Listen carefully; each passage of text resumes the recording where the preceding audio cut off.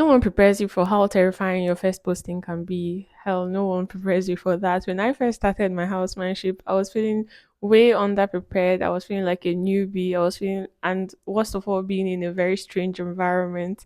I was feeling so weird. And after medical school, some other medical doctors tend to go and do posting shifts in other hospitals in order to better prepare them for housemanship. But I didn't get that opportunity, and I don't think I wanted to do anything like that actually. But then when I finally started, the nerves got the best of me literally. But yeah, I was able to pull through within the next couple months. So in this video, I'm going to be sharing with you how to survive your first posting as a new medical doctor.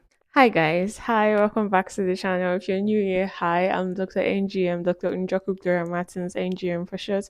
I'm a medical doctor living, working in Nigeria. I'm currently doing my housemanship. I'm doing a series titled 52 Weeks of Housemanship, and I'm in my third posting. This is week 34 of 52 Weeks of Housemanship. I'm rounding up my third posting. I'm currently doing my obstetrics and gynecology rotation, and yeah, one last rotation to go. I survived my first, second, and third rotation. Now in this hospital, yeah, if you see a new medical doctor, if you see a new house officer around, you're going to know they just have that look of being a newbie and that look of everything being new and strange to them. It's just a feeling. I've seen like three people and I've been able to tell that they are new house officers just by virtue of looking at them. But don't worry, you'll get a hang of it. Now, the first thing I need you to do is to admit that you know nothing. I know you finished medical school, you spent 8 years in medical school, and yeah, you're just literally coming to this working system. Just tell yourself you know nothing. I know you've read thousands of textbooks and all of that, but trust me, house job or practicing as a medical doctor is not the same as being a medical student. So instead of clamoring in your ignorance and telling yourself you know so much, I can be able to do this, I can be able to do this, the best bet is just to tell yourself you know nothing. I think that's the first step. That's what makes you prepared to start learning. The next is to attach yourself to a senior house officer. Now, maybe you're posted to a particular unit and you have other house officers in the unit. They are your seniors by virtue of them being, even if it's one day in the house job series before you, they are your seniors. And trust me, they know so much more than you do. Well, it may not be in all cases, but most of the time they know so much more than you do. Maybe it's citing IV access or just doing urethral catheterization. These guys know way better than you do, and learning the procedure of doing a urethral catheterization or citing an IV access as a medical student or knowing the processes and actually doing them are two very different things, trust me. By the time the nerves get the best of you, you will literally not know what else you're doing or you face a very difficult patient. So attach yourself to these senior house officers and learn as much as. When I first started my housemanship, I was posted to orthopedic surgery rotation, and thankfully for me, there was a house officer already there. So he turned out to be my senior HO, literally.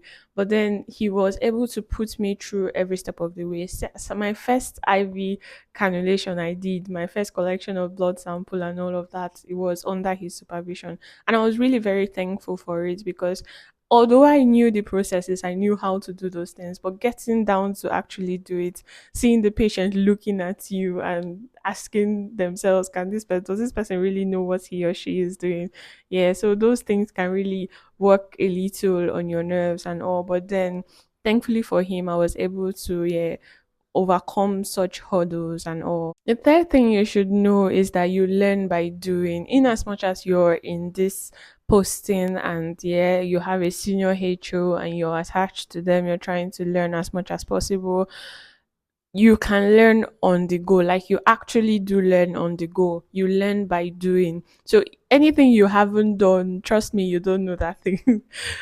Yeah, you may know about the theory. Okay, if they tell you to how do you cite an IV access, and you tell them this is what you do, this is what you do. But then if you haven't done it, if you haven't done it repeatedly, there's no way of knowing such things. So when maybe your senior HO is about to get a sample or to cite an IV access, just volunteer to do it. Tell him or her that you want to attempt to do this. And even if you fail at it, don't be discouraged. It's your first time. You can only get better at doing it. And when you do this, don't do this in isolation. Always do it under supervision. Maybe your senior HO should be there to guide you, to tell you probably things that you don't know on the best possible way to do that. The fourth thing and the most important thing, or one of the most important thing, or one of the most saving things you should know is that you should befriend the nurses.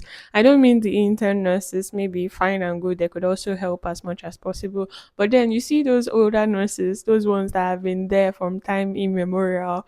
They have literally been nurses way before you even entered medical school. Those are the ones you should really be friends with. You can be friends with all of them, really very important. But then you see those older ones, those people know things that even reading your books cannot be able to tell you, literally, and they could help direct you, they could help teach you even more. Trust me, they literally run the words. Do you get? They run the words. They know literally more about these patients than maybe you do. Now, I'm not saying that you should go ahead and do their duties. Now, over here, some nurses don't really know what they are supposed to be doing as nurses.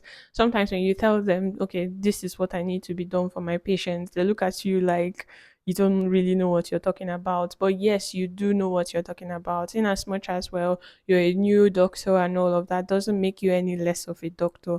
But then talk to them politely, talk to them respectfully, and you sure will learn one or two from them. Now, the fifth thing I need you to know is to always double check your prescriptions, double check the prescriptions, the dosages of drugs to be given. And if you're not sure of anything in particular, always ask your chiefs about it. Now, if you're working in a system like mine where we are still dealing with or using papers for documentation and writing everything literally on paper, you need to be twice sure literally of the prescription or the drugs that a patient is supposed to get.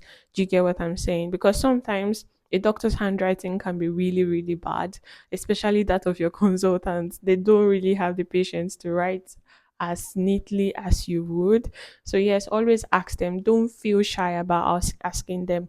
And sometimes too in clinics, now this is where you may be needed, where maybe you're writing out the prescription for a particular patient and maybe you're not seeing the handwriting of your chief. Always ask him. Even if he says, are you dumb, don't you know this, ask him. Let it be that at least you appeared stupid than you actually gave a patient a wrong prescription. Always double check your prescriptions if you're not sure about it. Now, the sixth thing you should do in order to survive your first posting as a medical doctor, as a new medical doctor, is that you should always take notes. Your brain has not yet started operating in the frequency that maybe you would want it to. If it has, fine and good. But then if you're very easily forgetting the things maybe that you're being told and all of that, always go with a small jotter, with a paper and a pen, yeah, so that you can be able to write down maybe instructions or things you need to do for every patient. And probably you can decide to write them down in your phone, all the more better. But then always try to write down things so you don't forget. And most times during ward rounds can be so fast, yeah, and the consultants and register may just be moving, maybe because you have too many patients, they may be moving really fast. Trust me, you're the one that is going to carry out those plans and you need to actually document each of them. So carry a jotter along with you that you get to write down those things. Maybe later you can now come down and settle down to document on the patient's folder, but then always go along with your jotters. Very, very necessary. If you have your phone and then it won't appear as if you're being rude by typing on your phone, fine. Seventh thing you should know is that you should always, at all times, maintain composure. You should, as much as it depends on you, always be calm. You are the doctor, literally. I'm not saying you should have all the answers and all of that, but then your first or your outlook to things is actually very important. It will even determine how the patient is going to react. So if you're faced with any emergency situation and all of that, and you probably do not know what to do, it is not in your place to start clamoring and shouting and losing composure. You should be calm irrespective of the situation and try to diffuse it appropriately. If it is in a situation where you need help, always call for help. Always call for help. It is actually very important. Now, the eighth thing you should know is that you should take care of yourself. Fine, you're a new medical doctor, you don't know so much, you're still trying to learn as much as you possibly can, but don't neglect yourself in all of those processes. You have yourself to take care of. Take care of yourself. If you don't have enough sleep in the night, or you don't have time to sleep, try to make out the time to sleep. Trust me, it will do you a lot more good than going to see patients sleep deprived. You can't pour from an empty cup. Trust me, even doctors need rest. You're not see or strength for everything and everything like that. No, try to find time to rest. Just like an add-on, literally, you should always have your phone on at all times. You should always have airtime in your phone. Maybe you're not using a very big phone, or you have a small phone that whether you use it for 12 hours is still going to be on. You should always have your phone just in case you need to call for help as quickly as possible. Always have your phone on and always have airtime in your phone just in case of emergencies. Maybe you're on call, maybe you require there's an emergency situation or something like that, so that you can always get through to your seniors. And then it's something, well, you should know generally as a doctor. There's this thing of hierarchy in the medical practice. But then what I'm trying to say is that don't let situations die on your head. Maybe you see or end with you. Maybe you see a particular situation or a particular patient anemia, and maybe anemia in pregnancy now, for instance. I don't know what your first rotation is going to be.